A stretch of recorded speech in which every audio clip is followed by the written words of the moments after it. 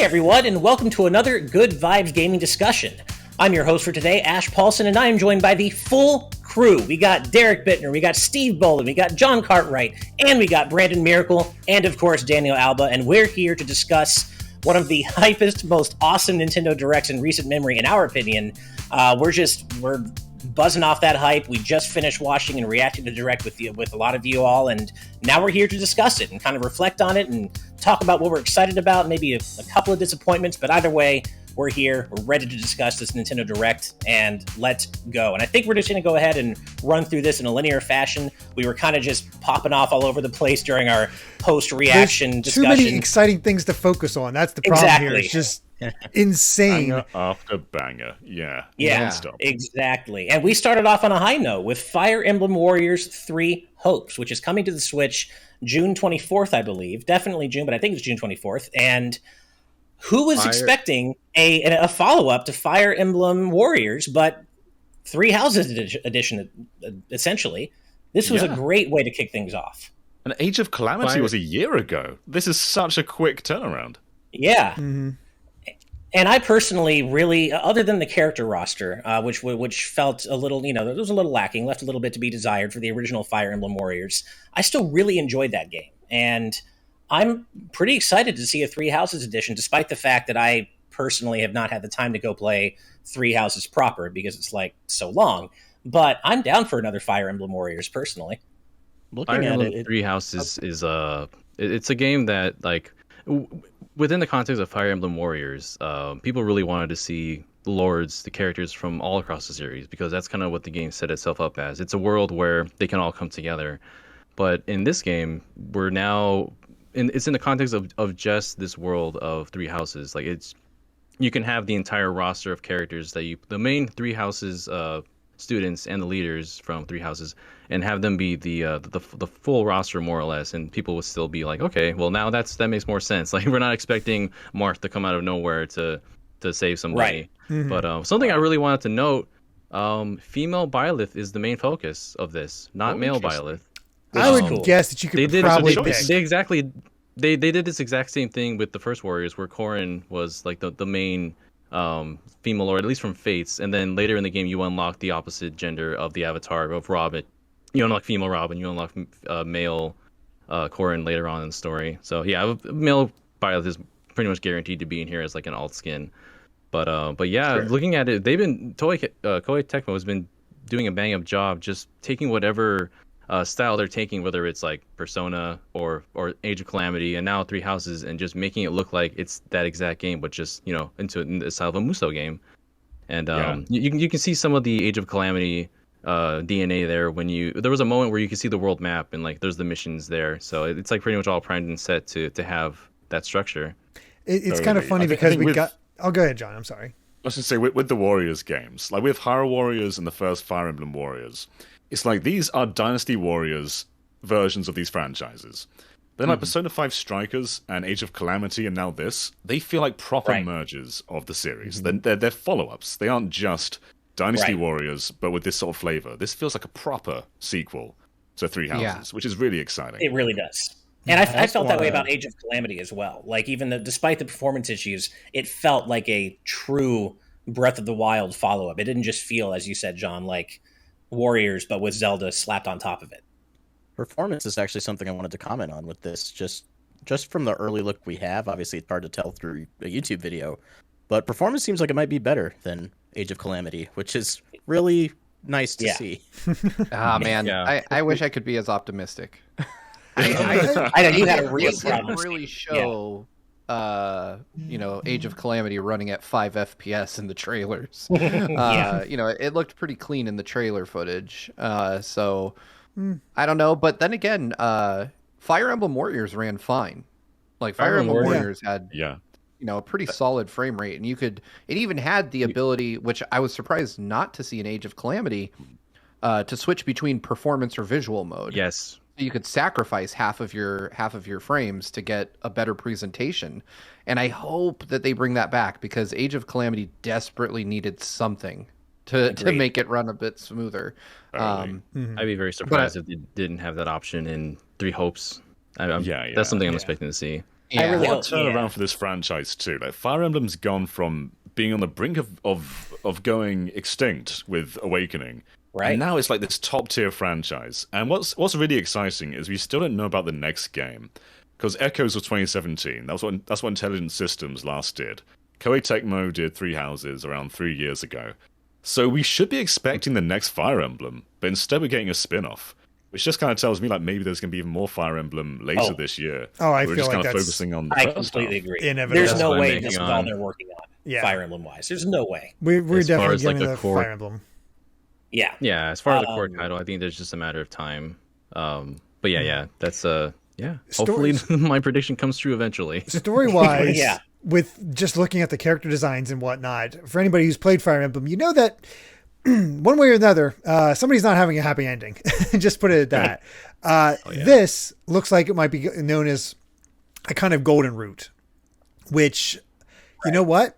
Put that to a Fire Emblem Warriors. That's exciting from a story perspective, because I think everybody, once you play through the stories, like you feel empathy for all the characters. You want to see them all have a happy ending, and you don't get that with Three Houses, which, to be fair, adds a lot of complexity to its story. But to have that kind of option to just be able to see everybody actually happy, that'd be kind of cool. It can also just be go from anime movie syndrome, because we have a lot of new characters here who I have no idea what they're from or what their deal is. So yeah, I don't know exactly what it could be. It's very similar to the setup, going into Age of Calamity after having played Breath of the Wild. There's a very similar appeal there to see kind of a what-if scenario play out. And this just makes me wish I had the time to go play Fire Emblem Three Houses proper, so I could be more emotionally connected to what's going on in this game. Oh. But despite that, I mean, like I said, I love Fire Emblem Warriors, the original, and I want to play this for sure, regardless of having played Three Houses or not. Absolutely should play Three Houses. That is an essential. Give me 100 hours and I will. Amazing. I'm glad You everyone don't here need- can honestly, agree it's to not that. that long of a game. You can I- still Well, do aren't one it route. only that play one play route. through every route? Depends on You what can you still do one do. route and get a good idea. Like if you're hardcore, you'll do all the routes in the DLC to get like the full scope of the story. But doing at least Right. one gets you a pretty good like grasp of it. Oh, okay. And having I think that you're onto something with having this story kind of be an alternate take on the routes that happened in the game itself. Because Age of Calamity, as we know, took a different route in the story and had a bit more of a happy ending than what it actually happened in the game itself. So I think doing a sort of what if scenario here with Three Hopes is a way they can like make it without being redundant, because like they can't just tell the story with three different routes in a Warriors game. I guess they could, but that'd be a whole other endeavor in itself. But it's interesting to think about, because you see Byleth with different colored hair, and people who play that story knows that a certain something makes that happen near the time skip. So yeah, I'm just really wondering how they'll handle this, because we see the lords mostly in their pre-time skip outfits and designs. Right. Dimitri still has an eye. Right. The other thing is that I wonder, because of the way Fire Emblem Warriors, the original, played, a lot of the characters were like, this is how the swordsman play, this is how this class plays. And I wonder if they'll do that for Three Hopes, so you can get every student in there, every extra character, all the other teachers and professors. That way it'd be a massive cast, and they'd all have like different designs, but they play the same way. So all the swordsmen will play this way, all the mages will play this way. Kind of, find a way to get everybody in there, because the cast is a major strong point of Three Houses. So Right. I can see people being upset about that, like everybody plays the same, but I think if they leveled up every class together and you can just choose, that might be the best way to kind of get around that, where it's based on classes rather than characters. That way you can pick your favorites and, whenever you want.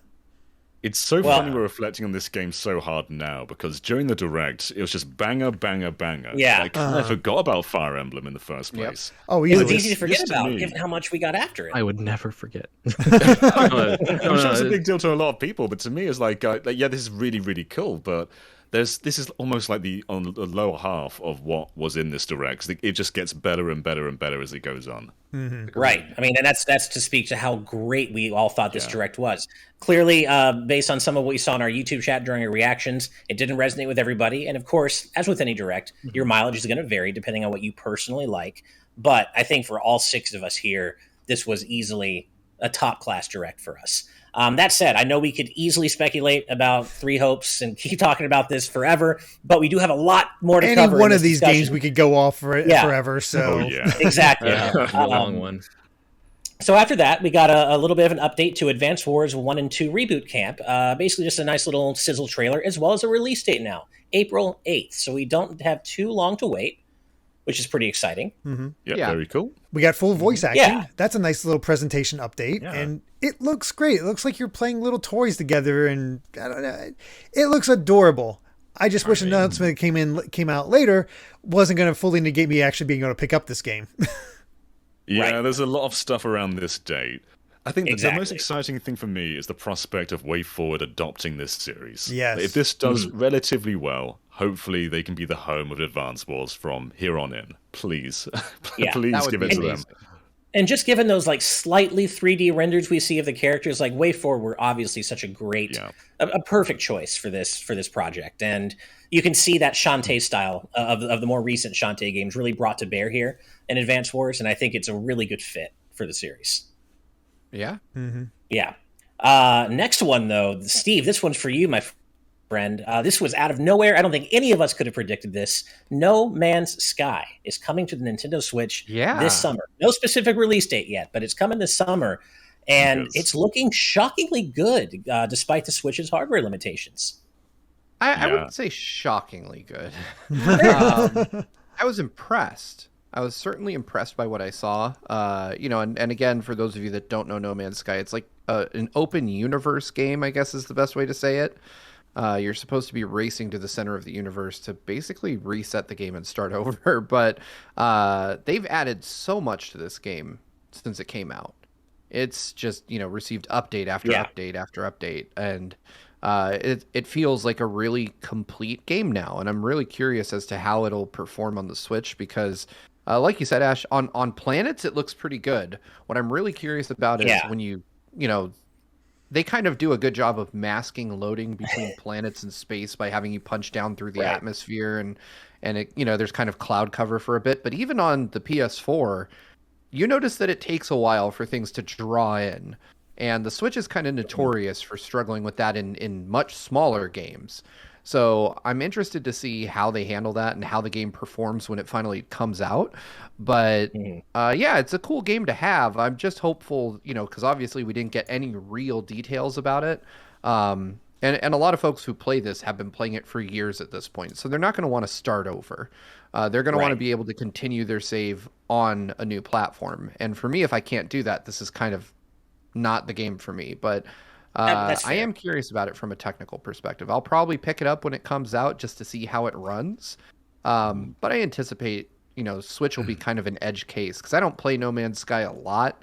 When I do, I'm usually already, at my PC or on my PS5 on voice chat with a friend. So I'll be curious to see how the Switch kind of fits into that. But it is a cool announcement nonetheless. But I think it's one of the smaller announcements in a really packed direct. In the grand scheme of it's things, more of a surprise than anything else. Not really like it's cool. I'm not picking it up. I was Imagine definitely being- less. Oh, go ahead, John. Imagine being on the planet with the vivid orange grass and playing on the OLED. That's gonna pop. That's gonna look great on that screen.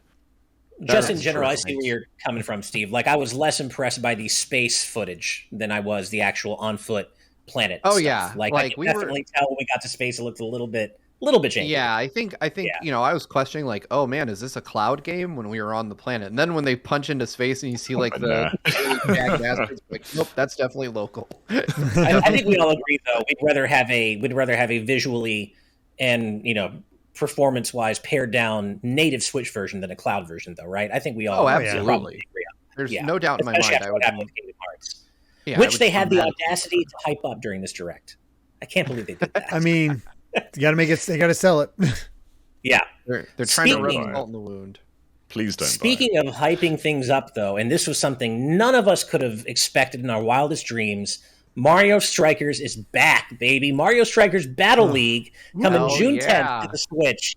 And John, I shared your concern that you mentioned during the direct. I always, too, figured that if they ever brought Mario Strikers back, it would be in a muted, kind of dumbed-down way in terms of the art style and not really have that edge from the previous titles.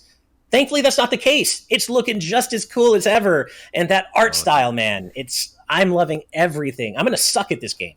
I'm gonna suck at it hardcore, but I can't wait to play it. Incredible. And like Strikers Charged was almost like an expanded version of the GameCube game.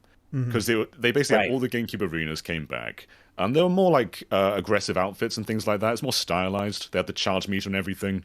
But it is kind of like 1.5 version of the GameCube game. Whereas this is a from the ground up sequel, which we've never had before.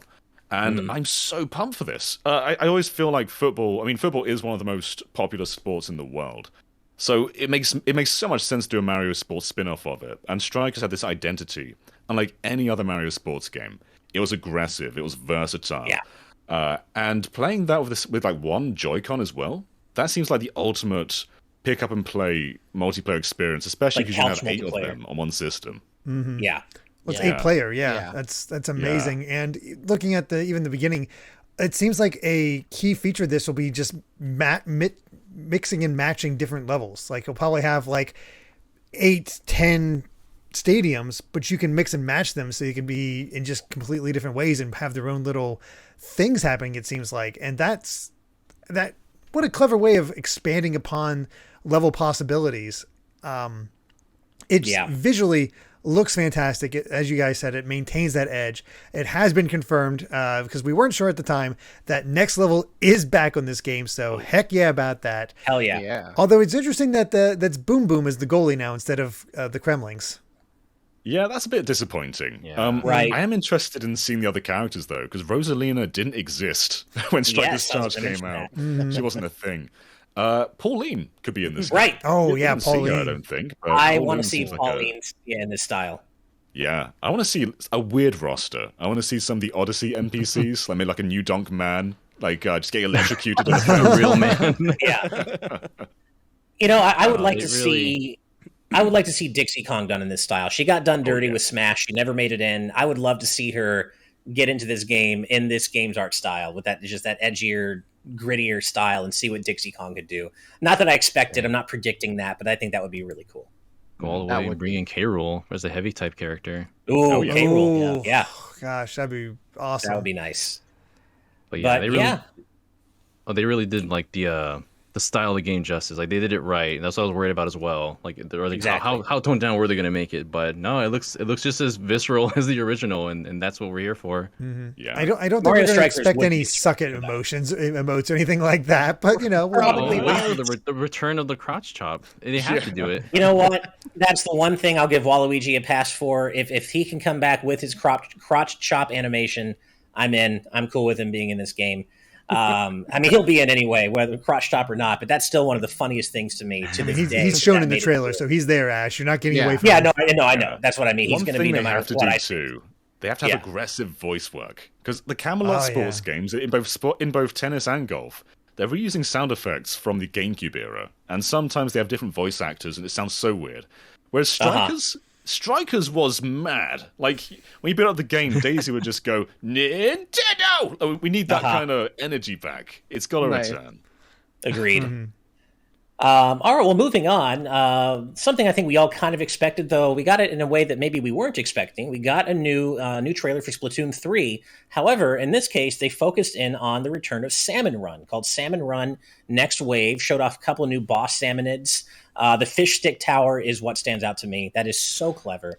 And I love how you have to ink the tower and swim up it to then hit the enemies at the top of the tower. And Splatoon just continues to be the gift that keeps on giving in terms of just raw creativity. And I love Salmon Run. And Derrick, I agree with what you said during our reactions. I just hope it's more readily accessible, readily playable. I don't want to only be able to play it at certain times because Salmon Run is great.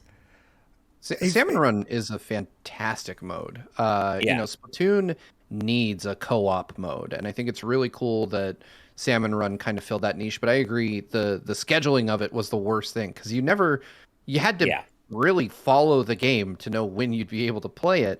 The thing that I thought was the most interesting in that entire trailer, though, and it sounds dumb on its face, but being able to throw the eggs. Yeah, because that introduces an entirely new dimension to teamwork in that mode. The thing that fills me with kind of dread about that though is that I hope Nintendo refines their, NSO voice chat before this comes out, because Splatoon has always been a game that really benefits from having your squad being able to communicate with each other, and seeing how, like, I can't imagine trying to coordinate with the current version of NSO with people that you don't like already know very well and like have their Discord or whatever, to be able to, hey, I'm over here, throw me the egg, because if you've ever played like the later waves of Salmon Run, they get intense. Like they are wild. Like, yeah, they do.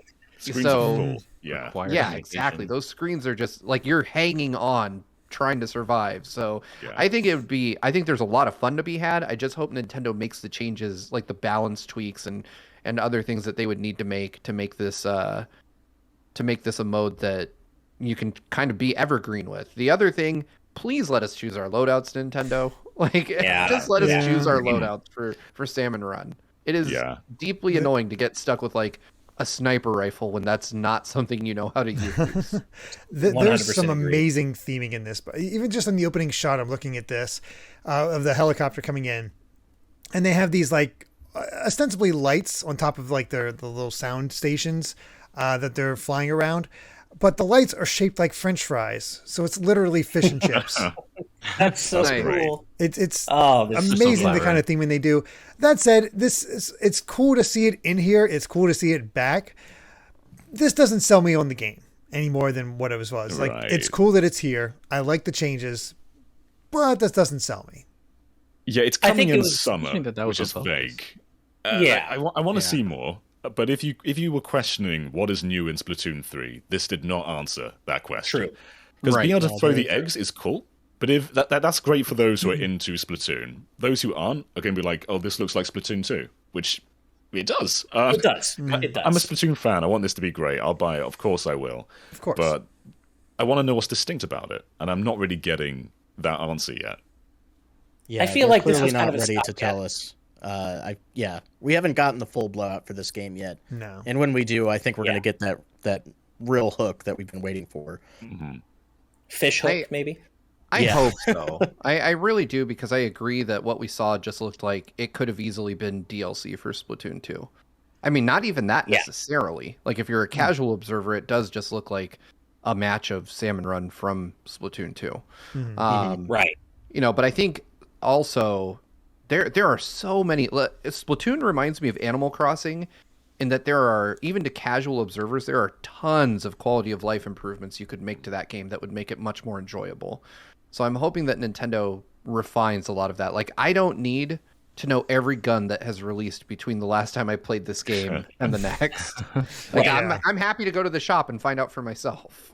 Imagine read if to it's me said is- to us, when you boot up the game, we're not going to tell you every single map that's in rotation. We're not going to tell you the ranked one, the general one, the squad one. We're just going to let you go into the game. And if you want to see that stuff, you can go see that stuff. That alone would be massive quality of life improvement. Yep. Yeah, this read to me as more of like a, hey, Splatoon 3 is still coming. We just want to remind you, be excited for it, but we're not quite ready to show off, do the big blowout yet. And I think this is just more of them kind of like, hey, we know you want to hear more about it. We want to remind you it's coming, but just wait. The big reveal, proper blowout of all the new stuff is coming later on. I do believe that this game is going to ultimately meaningfully stand out from Splatoon 2 in ways they're just not quite ready to tell us yet. But here's hoping. We don't know that for sure. Speaking of summer, and we don't have a specific release date for this yet either, but talk about a surprise. Front Mission First is being remade by Forever Entertainment. And I know, boo, Forever, but I'm cautiously hopeful that this might turn out okay. It's looking kind of good. At least it's not looking bad. And I want to believe that this could maybe deliver. And as soon as they said Vonzers, I'm like, well, Front Mission's back. And somebody in our YouTube chat was like, Front Mission. And then we're like, that'd be cool. That's never going to happen. And here it is. It was shown Front a bit Mission earlier in First the Japanese originally- Direct. Right, a little bit earlier in Japanese Direct. But yeah, Front Mission First, originally for Super Famicom, is now coming to the West as a remake. And how are you guys feeling about this? I know it's Forever, but it's looking cautiously okay, I think. I want to give Forever the benefit of the doubt, because they publish a lot of games. They're known for Panzer Dragoon, I think, but they publish a lot of games on Switch, and many of them are clearly just to get the studio by. They're not high-quality titles. That said, Sega license a ton. They license Alex Kidd, they license Panzer Dragoon, they license so much. And I wonder what kind of budget they gave Forever for Panzer Dragoon. I wonder how much of that game was out of their hands. Like the time schedule, the money, everything of that. Right. I think with Square Enix, I'm curious what more they can do, because Forever are also partnering with Nintendo for some games. We don't know of their games yet, but they have deals with them. So I wonder if Nintendo's confident enough in this studio, maybe we should be too. And everything we saw, like Front Mission, looks good here. I'm optimistic that they can pull this one off. I've not played Front Mission since the third game. I was my only experience with the series, but I really enjoyed it. It was a fun, Front Mission unique, 3 is a masterpiece. Yeah, a fun, unique, difficult mech strategy game, highly customizable, and that's enough to be excited about, and to see maybe later aspects being brought to the first one and second one, because we're getting the first two as well. That's great stuff, and I'm so used to being like Forever, but I'm completely willing to give them the benefit of the doubt. Let's do it. Sure. Same. And that's a good thing we are, because they're also handling Front Mission 2 out of nowhere. They're remaking Front Mission 2, which is coming in the future. And I imagine there will be a lot of assets shared between them, which is why they can probably go ahead and announce that. So we don't know yet when Front Mission 2 is exactly coming, but they are both being remade. But moving on to one of probably the true low points, and I say relatively low points of the Direct for us, Disney Speedstorm by Gameloft SE. It's a Disney kart racer. It looks nice. Visually, it looks nice, but it just looks so slow. I think John summed it up really well. Nails face.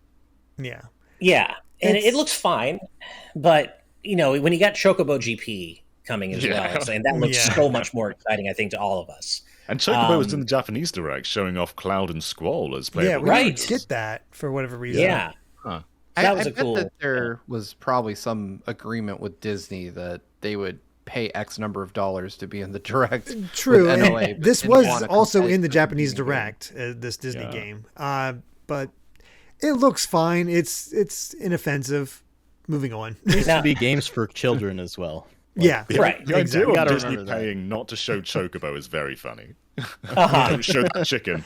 Yeah. Now, Derrick, I know Amy is like super hardcore mega Disney fan. Do you think she's popping off about this right now? Is she excited about this? Well, the thing is, she's going to be doing her own reaction. So once we're done here, I'm going to be getting her set up. So she's in stay away mode, and I'm curious how much she's going to pop off about this this reaction. So hey, when you're done watching us, you can go check her out, because she's a Disney fan. She's into a lot. She's playing Fire Emblem right now, so I'm curious what she'll think of Fire Emblem Warriors when she sees it.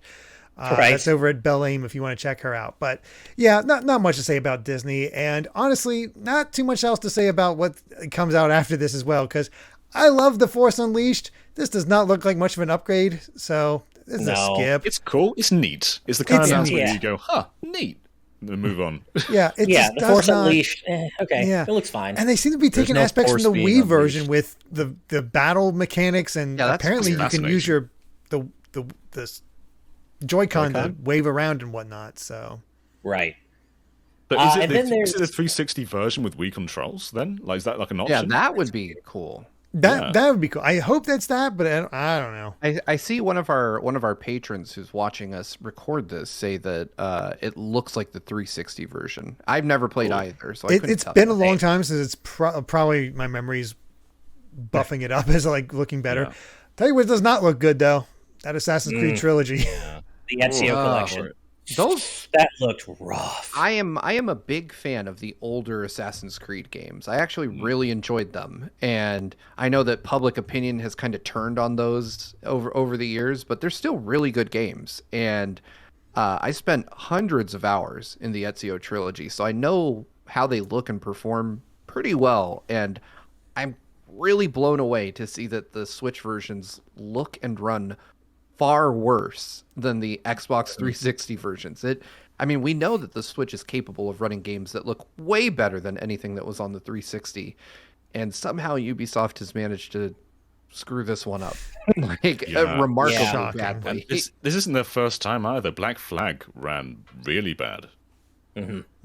Yeah, like worse than the Wii U version. which Yeah. the Wii U version already Yeah. looked pretty bad compared to the other console versions. And then they I said, played let's the do Wii it U again. version, and it was not nearly as bad as the Switch version. Not even close.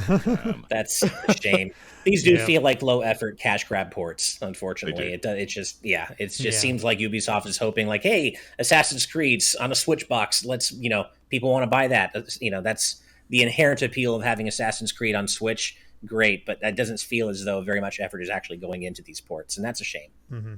Yeah, truly. I mean, they're excellent games. If you have a passing interest in them, I would recommend them. But based on what I saw in the trailer, I would recommend you buy them. Go pick them up for like $1 on PC or much. on Xbox Yeah. 360 or PS3 or something. Kind of like Kingdom Hearts. Don't play them on Switch. Play them literally anywhere else. Yeah, please. Um, Especially for the price. But this next blast from the past, what got us a little bit more excited, Bandai Namco is bringing SD Gundam Battle Alliance to the Switch, and Chibi Gundams are always great. Steve, I think you in particular were pretty happy about this, right, man? Oh yeah, I mean, well, I like anime games in general, but I'll play these. I don't have a long history. I've played some of the Super Famicom SD Gundam games, and I think they're fantastic. So I'm down for this. It's more of like John said earlier. It's one of those announcements where you go, "Oh, neat." Yeah. Like I'll try it, but I'm not like super hype. I'm not over the moon about it. But it is something that when it comes out, if it's at a good price, I'll just grab it and give it a shot. This would be a part of game the that would cooldown do great section. with a demo. Yeah. Right. Good point. And then next we had my first big pop-off moment of the Direct, and the NVIDIA leak has finally delivered. We got the headline 2 Worlds Cross, and you know what that means, baby. Chrono Cross Remaster is real. It's coming to the Switch, and not only is it Chrono Cross, but we're also getting a localized version of Radical Dreamers, which was kind of like the side story, the Saddle of You exclusive semi-sequel / side story to Chrono Trigger that Chrono Cross would ultimately borrow elements from to tell its own story. It's really complicated. It requires more explanation than I have time for here. But never localized it's really before. cool. This is the first time in English. Yeah, first time in English, and it was a Saddle of You exclusive prior to this, Radical Dreamers. And so this is the Radical Dreamers edition. That's what it's called, of Chrono Cross. And yeah, it's an HD remake of Chrono Cross with apparently a new soundtrack. Hopefully it's just an option so we can toggle between the classic and new soundtracks. But anybody who's played Chrono Cross knows it has one of the best soundtracks of all time. And given what we saw recently with Legend of Mana and how Yoko Shimomura, remastered that, hopefully we see the same thing happen here with Mitsuda. I can't wait. Obviously, I could gush about this forever, but somebody else should talk about Chrono Cross before I hog the whole discussion. I mean, the one concern I have is like, man, Square Enix needs to work on their fonts because it's been a while since I played the original, but that font choice is still I agree. There's an option to switch fonts. I just posted some info from the store page. Okay. There is? Okay. It does always look a little bit funky when you have these pre-rendered backgrounds and HD models, but there's always a little bit of a tearaway between the two art styles because it's so clean in the foreground and kind of blurry in the background, and that's inescapable unless you're just going to make everything 480p. There's apparently going to be options for that as well. There's a background filter option. We don't know what that means. That's really but cool. apparently they're addressing it. That's okay. Awesome. All right, Brandon's got all the switch questions. Battle enhancement features to make combat easier. An auto battle function. Resolution is interesting. I guess you could do a 4x3. Yeah. Interesting. I guess so. And you can toggle enemy encounters on or off, which I always appreciate as a quality of life for feature me. Yeah. in an RPG or JRPG. Yeah. totally. So this was just something we kept hearing about. We thought maybe we'd see it happen at the Game Awards, and like, was it real? Is it real? What is the NVIDIA leak actually? And it's real. It's here. And I could not be happier about this. And it's coming April 7th. It's coming soon. We don't have much very long to Those wait. few April. days. And for this is what's Yeah. eating Advance Wars lunch. I was pretty excited to check out Advance Wars. Yeah. I don't know if that's happening right now because Chrono Cross Yeah. is so special. And it's odd that I'm as excited as I am about this, and I obviously am. It is weird that we're getting Chrono Cross before getting Chrono Trigger ported to the Switch. It seemed like it would have been an obvious thing to do. My reaction seeing this was, where's Chrono Trigger? Yeah. I've never played Chrono Cross. Excuse me. Oh, you should. This is no. your time. This is your time. This is what you get for not playing Chrono Cross. Yeah, I Choke. blasted Choked up. Chrono Cross, and Square tried to kill me remotely. Yeah. But I've never played Chrono Cross, and I have a very deep love of Chrono Trigger. So I was hoping that this would be okay. You're getting Chrono Cross, but here's the real bombshell: Chrono Trigger's coming to the Switch. Yeah. But in a weird kind of like, I'm hopeful that this means that Square decided that they wanted the HD 2D team to do this, because oh man, if my heart would explode if dude. we got Yours and mine Imagine. both. Seeing the variety, because at first I thought it could only really look like, Octopath or Triangle Strategy, because those were the first two examples. But now we're getting a sense of how it also emulates other styles of SNES games with Dragon Quest. Well, this was originally NES, but it's SNES quality for Dragon Quest 3, and then Live Alive that we saw later. And that looks like phenomenal. Like, And also Yeah. the opera scene in FF6 Pixel Remaster is HD Yes. 2D, which is bizarre. Just one Yeah. scene. With wow. Chrono, I would say it's cool that they're giving Cross the spotlight, because that's the lesser known game. But they flipping never released Trigger, though. So it's, on one hand, it's cool that they're giving a spotlight to the lesser game, but Trigger is still a lesser game relatively to the success that it is. But they should be releasing that on everything, but they don't for whatever reason. It's so weird, and I hope this is signals that we will eventually see Chrono Trigger come to Switch. But it would have made more sense for it to happen alongside this announcement, or at least release at around the same time.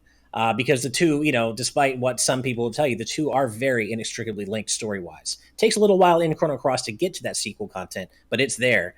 And so to only have Chrono Cross without the context of Trigger is a bit confusing that they wouldn't just bring both to the Switch. I just have to point out, Brandon dropped this in the chat. Chrono Right. Cross is $20. That's awesome. Dang.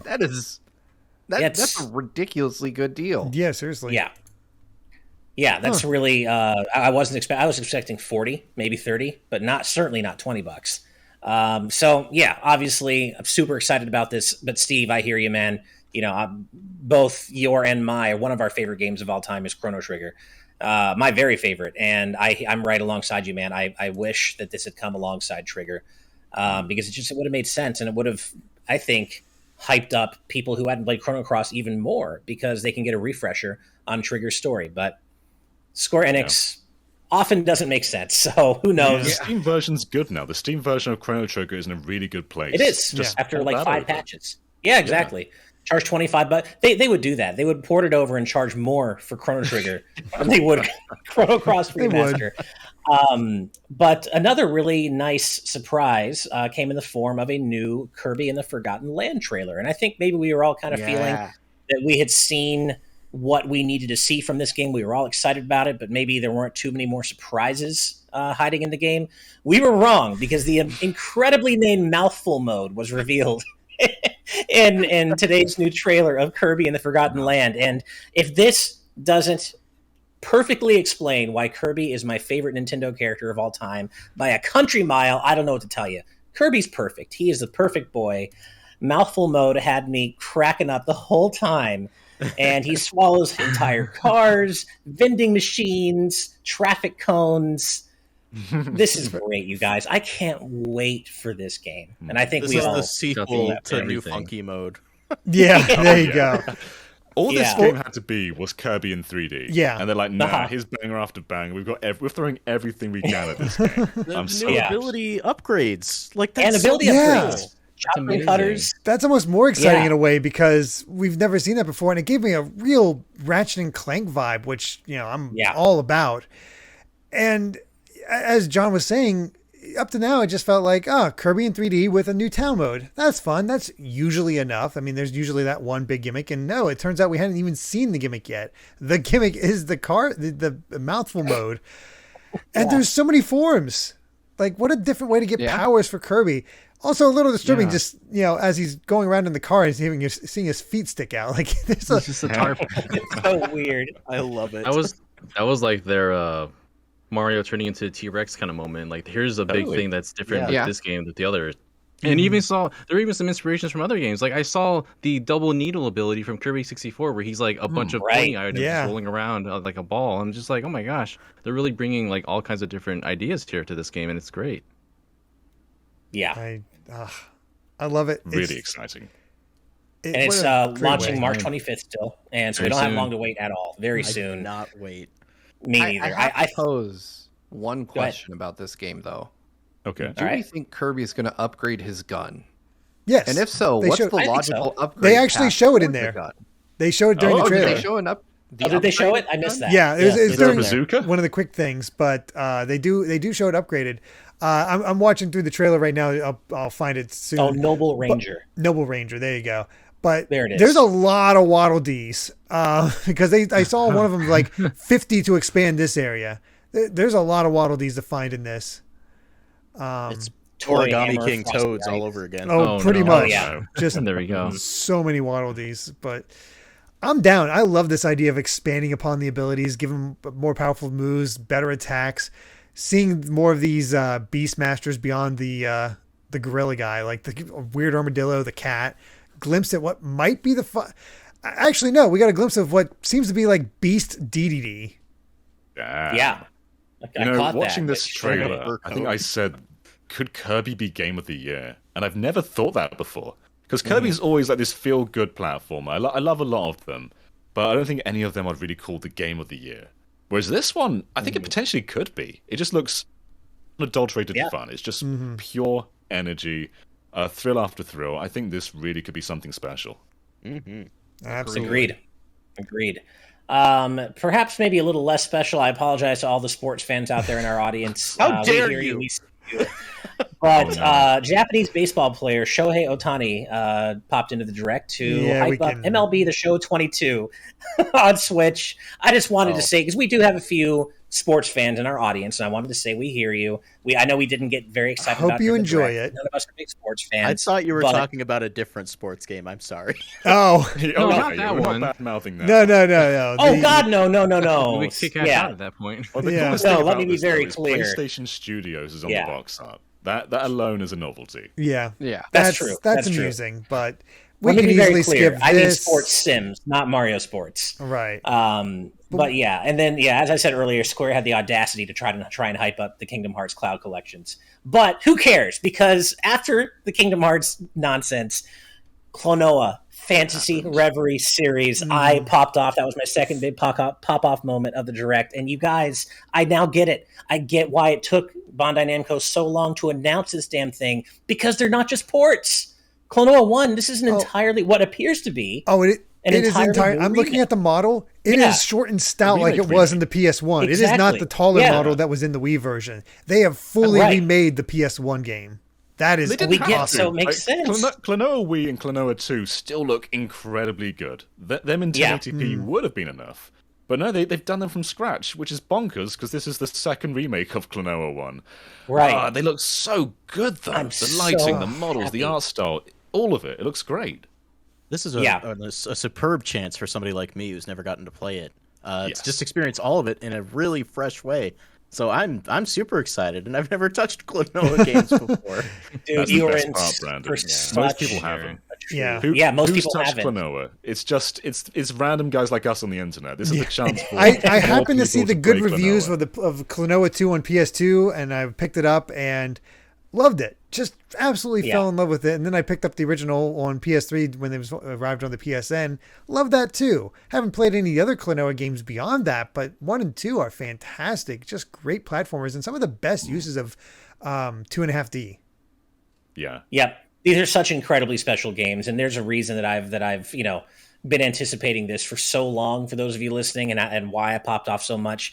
These games are so special. Please check them out, because Klonoa deserves the love, and maybe we'll see a Klonoa 3 at long last if this collection sells well enough. You never know, but hopefully. I don't think any of us expected Bandai Namco to actually remake Klonoa 1 again, and it's a little bit more vague how much, or the degree to which Klonoa 2 has been remade, but that it doesn't need to be remade. It's fantastic in its original form. It's a Wind Waker situation. Yeah, it still looks good. So super amazing. I'm so happy. But then right after that, we got more hype with the Portal Companion Collection. Portal 1 and 2 are also coming to Switch. That's so random. Like Valve so haven't done a weird. console port since Global Offensive.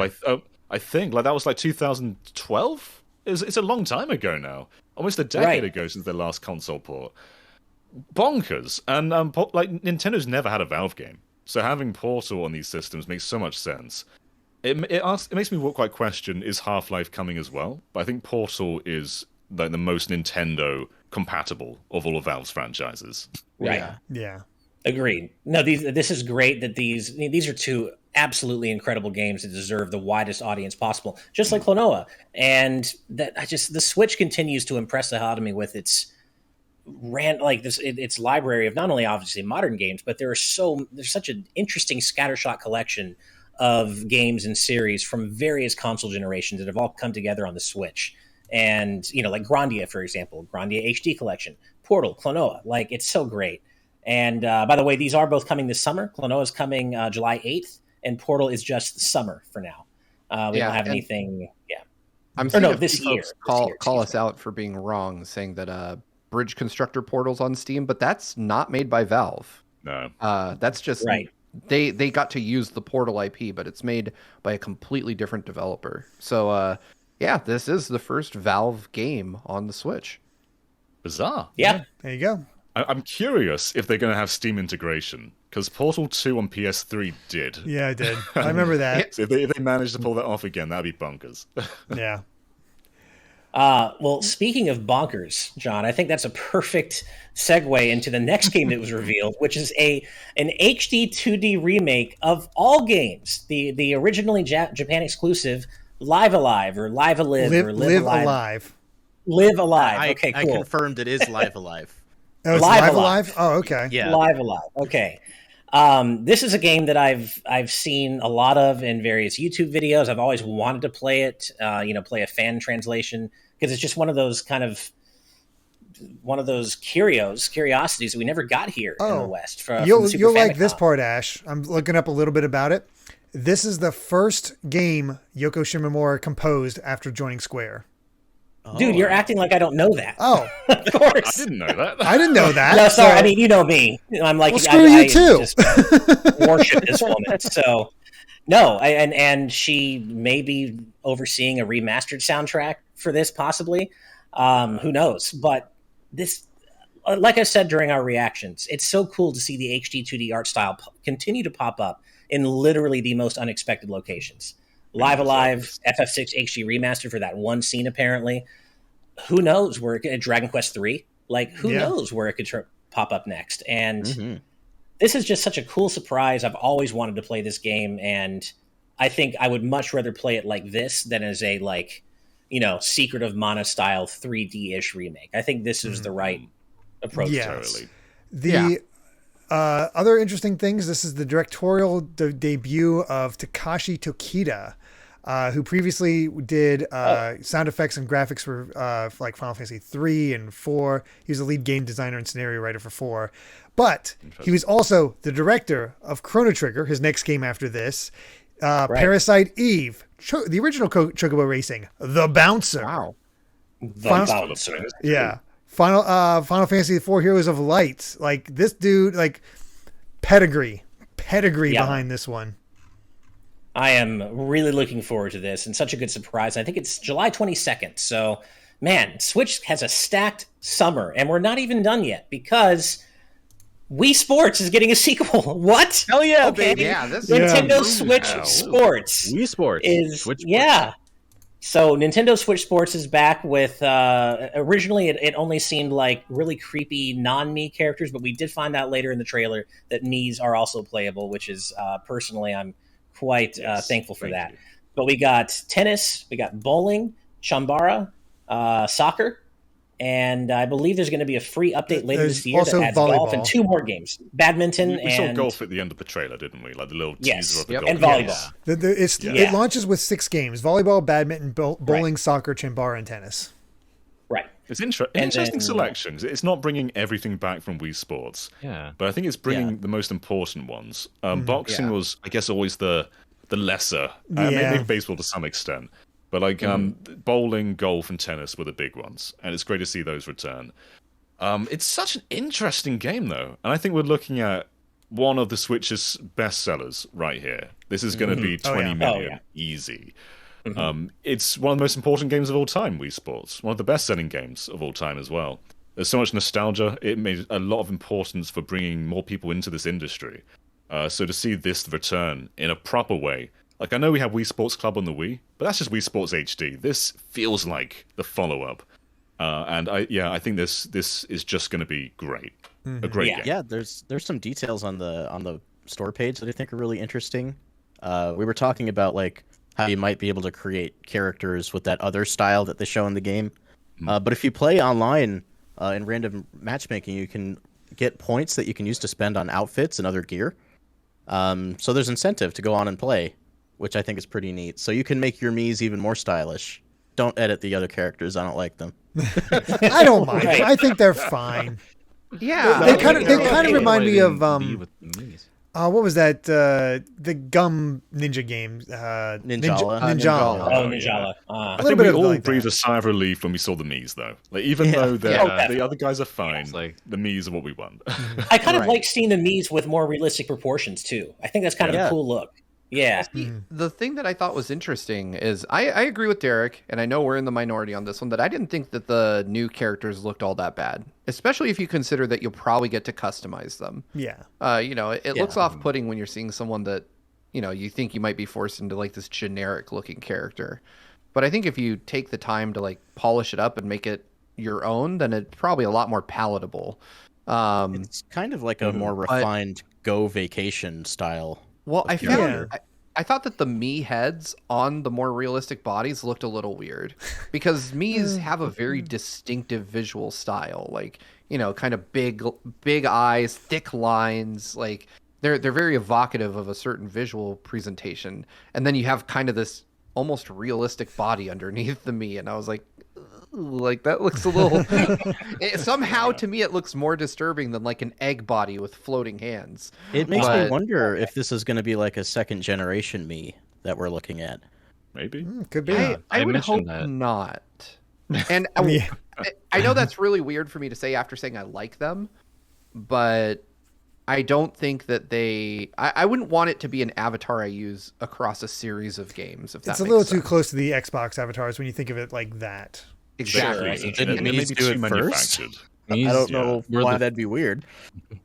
Oh, I'd be okay with that, I guess. I'd mainly just want something like Miitopia's Mii editor to be, implemented in other games across, That's Mii compatible games. Yeah. that's hoping where I that every- feel Mii's should go if they continue with them. In And terms not of, only, oh, go ahead, John. So in terms of the gameplay itself, there's a lot of growing from Wii Sports. Like Resort gave us Motion Plus, but tennis in the original game, you just kind of like flicked, and there wasn't that much precision to it. Now we have the chance to have full like one-to-one tennis, which was also in Wii Sports Club, but I think they can really refine it here and make it more in depth than ever before, especially with online play. Like this could be really, really fun.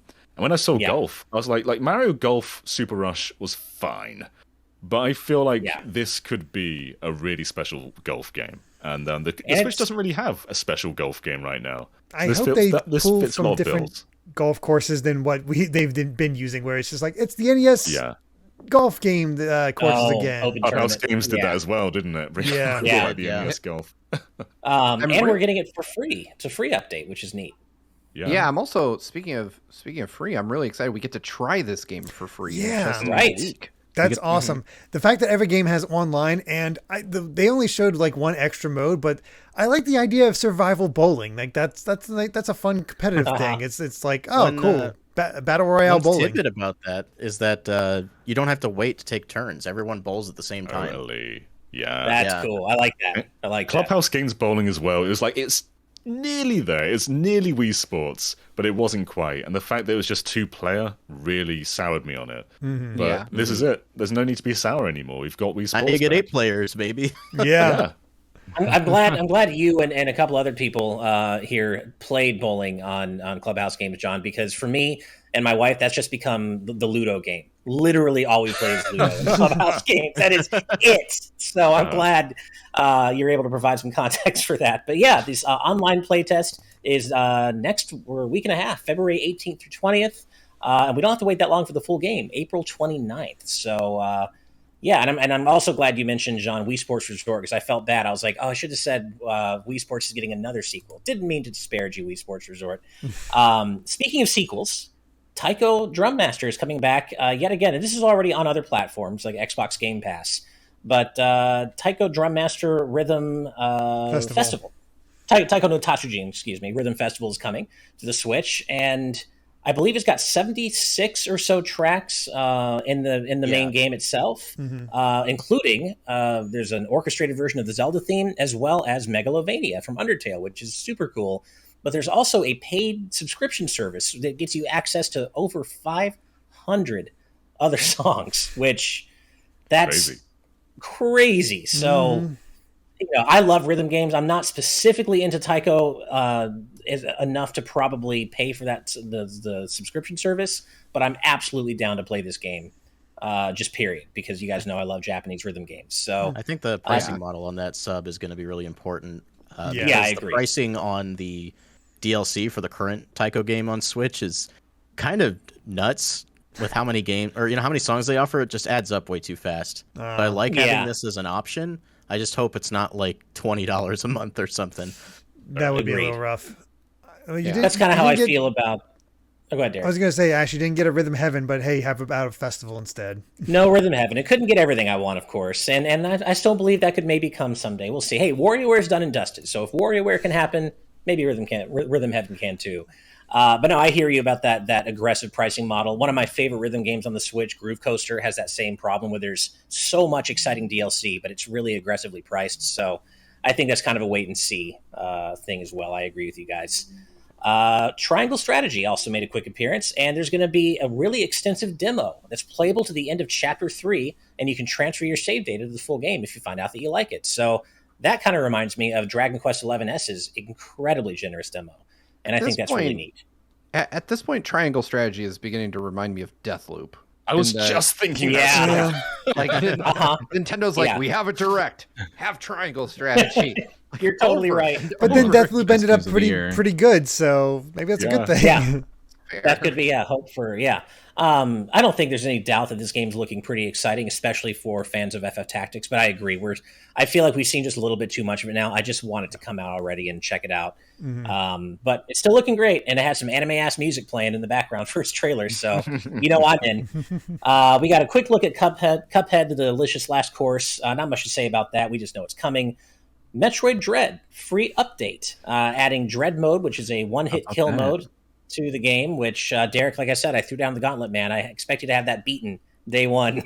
I mean, it's already this. I mean, do you want me to beat Metroid Dread on this mode, or do you want me to do a Xenoblade analysis?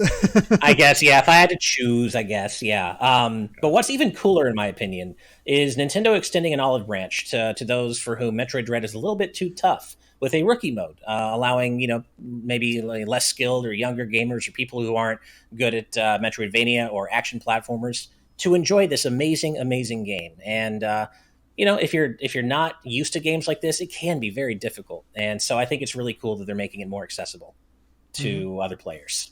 Yeah, making it more accessible and the exact opposite at the same time for those who want.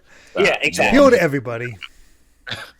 And we're also getting another free update later in the year that's going to add a boss rush mode. So that's kind of a cool surprise. That's awesome. Yeah. I've never been much for boss rushes, but that's still cool. That's extra content.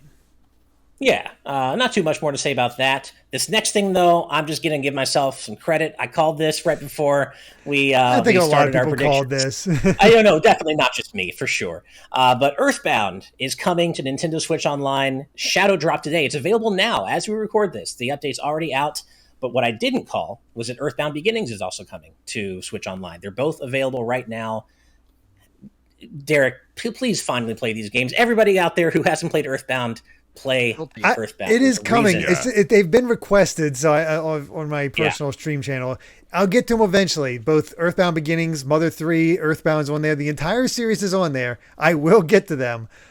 It's just going to take me a little bit. So Yeah. apologies. But Beginnings hey, now is I a have big deal. I don't have to hook up my Wii U to play Earthbound Beginnings now. Yay! Totally. Yeah. And that's the Yeah. thing. It was only on Wii U. Like 3DS got Earthbound, but it didn't get Beginnings.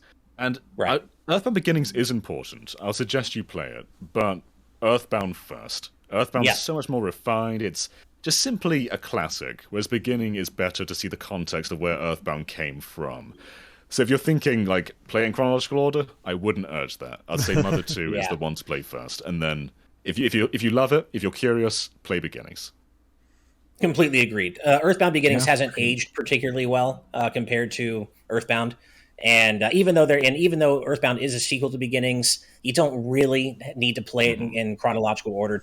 There's really no requirement there. You can enjoy Earthbound story standalone just as much as you would coming from Earthbound Beginnings. So yeah, completely agree with John. Play Earthbound first. It's so special. Also, it's my wife's favorite game of all time, which is another endorsement. You should play Earthbound if you haven't already.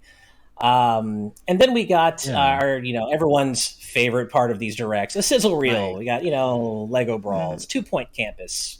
Not too much. Nothing to much say really about to that. talk You about. get up and grab a drink. Yeah, exactly. Now, this is the point at which this was my other big pop off moment, or it would have been had my own stream not frozen right as this was announced. But Mario Kart 8 Deluxe is the game that will never die. Nope. Because it is getting not a couple new tracks, not 4 new tracks, not even 16. Over the course of the year, we're going to get Next 2 years.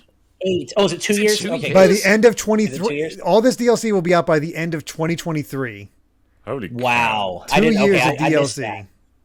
So, yeah, this is like the new Smash Ultimate then, essentially. With It is. Fighters Okay, Pass but 1 and what's 2. next? What's going to be in the next pack? It's just going to be endless speculation for Mario Kart. That's gonna Oh, be yeah. it. Just that's it. No cart. I knew it was gonna happen. I know. But yeah, this is the booster course pass for Mario Kart 8 Deluxe, adding 48 new tracks from remade from every previous Mario Kart game, including Mario Kart Tour. We're going to get Mario Kart Tour tracks in this game, That's so cool. That's really cool. Like I had a lot of problems with Tour, but the tracks weren't really one of them. So I think it's cool to see that here. And one of my personal favorite tracks, Sky Garden, is being brought back. I think that's from Mario Kart Super Circuit, so that's cool. I told you guys the one thing I want is Airship Fortress. Mario Kart DS Airship Fortress, please. It feels like we have a good chance at that, Ash, with this many courses.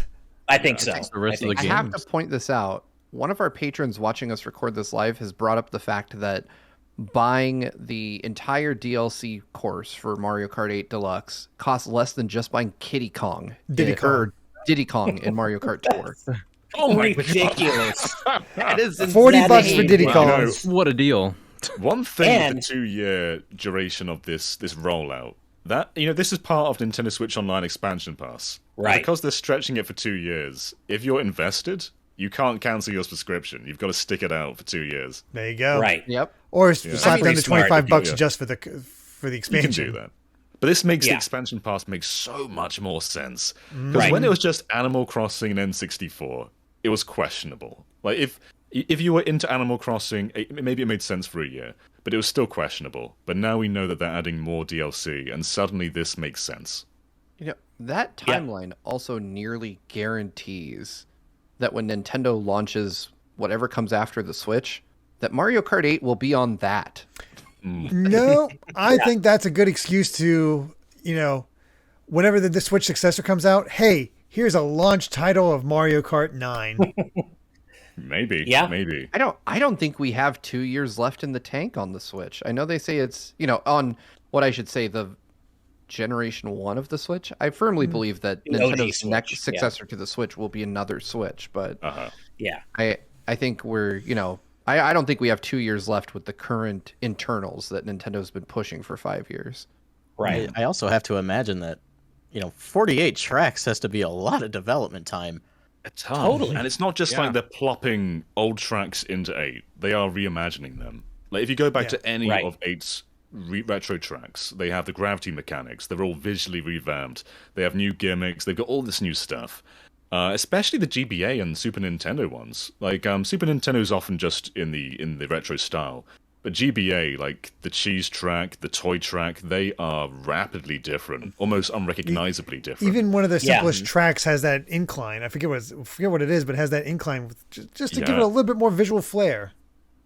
Yeah, also, Coconut Mall's back. Like I wasn't a big fan of Mario Kart Wii in general, but some of its courses were amazing, and Coconut Mall was chief among those. What a great course! I imagine these will all come with remastered or remixed music as well. Oh, they will. Yeah, and that big band orchestra style. Do you guys think we'll get characters? I hope so. Is this an excuse to give us characters from Mario Kart Tour? Do we get Pauline and Diddy Kong and everybody else that's showed up in Tour? I mean, it is called the Booster Course Pass, so I don't want to hope too much for that. Focusing more on that, but that would be really nice for some costumes like those we've seen in Mario Kart Tour. Yeah, I don't expect costumes, but I could maybe one character with each of these. That'd be nice, but yeah. I mean, there's Diddy, there's Dixie, there's Pauline. There's Pauline. There's so many you can choose from. Yeah, even more Nintendo crossover stuff because we've got Link, we've got Inkling, we've got the villagers. There's definitely more they can pull from. Kirby, obviously. Kirby. Yeah. Kirby with his mouthful car mode. Done. Like if you add a Kirby course, you have to add Kirby. Yeah, exactly. So the first content drop, the first of 6 waves, drops on March 18th. So not too long to wait, and then we'll get 6 more waves over the next 2 years. And as you said, John, this alone adds all the value to the expansion pack for me. That was done. I was already invested, but that's done. Yeah. But while we do have to wrap up here because you got to go to bed, John. We have one more thing to talk about. This is the game they ended the direct on, and I know we're all pretty damn hype about this. Xenoblade Chronicles 3. We all knew it was coming. We had heard the whispers. We knew to expect it at some point, but now it's finally real, and it's pretty provocative in terms of what. Story stuff going on. They come out and say it. Oh, yeah. They come out and say it. It is a follow-up to both 1 and 2. That's all we'll say if you haven't played it before. But that in itself is massive. And the ways that the two can combine and seem to be combining based on some of the artwork that's come out and some of the details we have, it is phenomenal. And I love the visuals. It looks so good in terms of visuals, like such a step up from what 2 accomplished. Just oh god, I want it so bad, and the fact that it comes out in September, we only have to wait. That's 8 crazy. months. Yeah, it's even crazier considering the Xenoblade Chronicles 2. Where they projected that to be December from a very early year direct, and now they're crunching that even sooner because I guess they're really working on these. A lot sooner, and as you can see, they look really good as what they already have done. All cutscenes, but still, you see Oh, go ahead. All right. Oh, because you see things like characters and allusions to both. For those who play Xenoblade Chronicles 1 and 2, you see the Bionis in the background. You see the High Entia. Yeah. You see the High Entia that are in there, and obviously, pretty much that had to be Nia. Oh yeah, that cutscene as well. So just thinking about, and we've got that Jenna Coleman kind of spoiler, but hey, Melly is in here. Yeah. This is nuts. And we're not seeing the major main characters. We're not seeing Rex. We're not seeing Shulk. But we do see what looks like the Aegis sword in the hands of the protagonist. What seems to be the protatonist. Mm-hmm. It looks like the Aegis and the Monado combined. Yeah, it's strange. They're merging the worlds, but they're not showing their full hand. It seems because we're seeing the side characters from the other 2 games, but not the major ones. I will say, I'm going to predict this. This is the last of the trilogy. This feels like an end to the trilogy. Just tie up all the loose ends because both of them are both endings of 1 and 2 had enough that you were kind of curious about what comes next. This answers that. You can continue if you want, but this feels like a nice way to put a bow on it, or maybe get let's go back to X and see what happens with that story. That kind of thing. For those of you that remember, back in August, we reported on Imran Khan, friend of the channel's report on this on Fanbyte, and he first off, going back and reading his report now that we've seen the trailer, it's 100% accurate. Mm-hmm. He calls out key details that ended up appearing in the trailer today. I'm not going to spoil them just in case you want to be complete, but if you want to know, Imran's article from August of last year calls out stuff that we saw. So that should give you an idea of how far along this game probably is. It's probably a lot farther along than most games are when Nintendo announces them at first. So the September date makes a lot of sense to me. We also know that, this was kind of outed originally by one of the voice actors from the previous games. So, they kind of slipped up and mentioned they were working on a new Xenoblade a while ago. So that says, the script was probably done quite some time ago, like a really long time. But it is interesting to see, I'm excited for, I think back then they were thinking that some folks were saying like your Samus Hunters and your Sabis of the world were saying it was going to come out December of last year, which, surprise, Twitter rumor people were wrong. But, Right. Characters were returning, which is funny because they are. Yeah. Yeah. And I hope, Don't I believe hope everything Pyro's you in read this on the too. internet. Sky Bennett's a friend of the channel, so hopefully Pyro gets her return. I hope so. She's That would be wonderful. really cool. And Yes, indeed. And that. Finally. Well, Oh, go ahead, Derek. there is one other thing I should mention about Xenoblade Chronicles 3 because I can confirm that. Sorry about the Pokemon fans. That review is going to be a little bit later now because of this. This Makes takes sense. priority. Jeez. But also, I have already Right. talked to him and can confirm that Chugga Conroy and myself will be working together to do this analysis. So you can Nice. expect that Oh, as yeah. soon as possible. And we got analysis, baby. Oh yeah. This is Going to be good. so exciting. Yeah. Yeah. We've said the words 2017 2 so many times. Xenoblade Chronicles 3 is further establishing that. Oh, yeah. That Yep. this all It we're is. missing is Mario Odyssey. Yeah, Yeah. And we are set for a new 3D Mario announcement. I mean, it's timeline wise, like it feels like it's time. It's been 5 years now, almost Yeah. since Mario Odyssey. So we did I get will- Bowser's Fury. That was a bit more of a kind of an Yeah, I guess experimental that's true. type thing, but it's not like the next big mainline 3D Mario, and it's about time for that, I think. Yeah. I agree 100%. I feel like we're dangerously close to having another 2017. If Breath of the Wild 2 continues on its trajectory, because Nintendo has, I believe, pegged 2022 as the release year for the game already publicly. Yeah. We have Splatoon 3. I mean, we're not getting a brand new Mario Kart, but getting a bunch of new tracks is The game's I think, worth an of tracks. acceptable. I'll take that. I will And take that. technically, in 2017, we didn't get a brand new Mario Kart either. So Yeah. God, can you imagine Deluxe. playing Mario Kart 8 Deluxe online now? You have a pool of 96 tracks? Imagine just playing them all back to back. You'll be there all day. Yeah. Yeah, You really Yeah. will. Unbelievable. just- but it's an exciting time to be a Nintendo fan. We've got a lot to look forward This is to. a good first half. Yeah, and we do. we have 8 months to get in. Well, 7 months really to get in good graces with Nintendo, so we can get Xenoblade early because I will need a month. Yeah, hi Nintendo. Oh yeah, Oh yeah. you're right. We still love you. Nintendo, please. Yeah. Steve, as you pointed out, this now means that after all is said and done, Mario Kart 8 Deluxe is going to have more tracks than Smash Bros. Ultimate has fighters, which is pretty wild when you think about it. Yep. Yeah. Maybe they should just add all the tracks as fighters in Smash. Just Exactly. go. Yeah. Yeah. I'll play as Coconut more.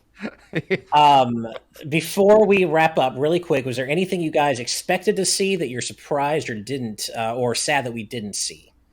Anything that you're just like, wow, I really expected that. Mario I think Party. I was. Yeah. Mario Party for sure. That was Yeah. for me, Superstars DLC. Yeah. I think I was beginning to expect Metroid, to be honest. I don't know Oh, if I was really? expecting Prime 4, but I thought maybe either Prime Remaster or Trilogy would fill the gap.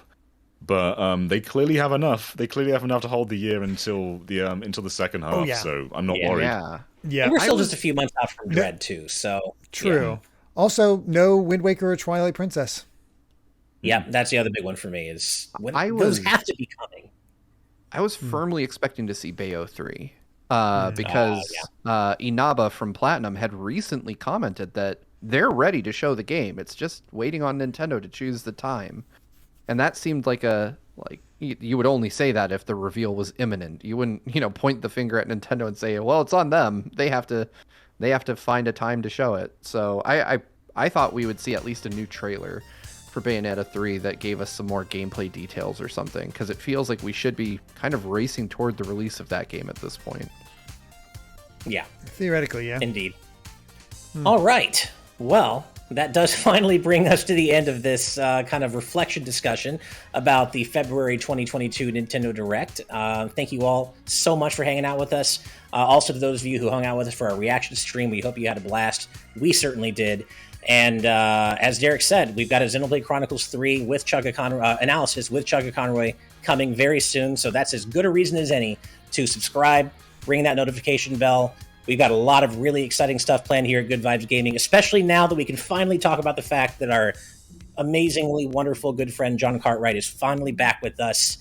The whole crew from the old place is finally back together. We're going to kick ass. We've got so much exciting stuff planned for you, so make sure to subscribe, hit that notification bell, and check us out over on Patreon at patreon.com/gvgaming, where we offer a variety of tiers you can support us at, all of which have really cool perks, such as our $5 live audience tier, which allows you to watch as we record these discussions like some of our patrons are right now before they go live for everybody else. But that's it from us today. We love you all. Take care of yourselves. Take care of each other. Stay healthy, and we'll see you next time. Bye, everybody. Bye, everyone. Bye. Here's a Bye. sneak peek of Earthbound on the Switch. Nice.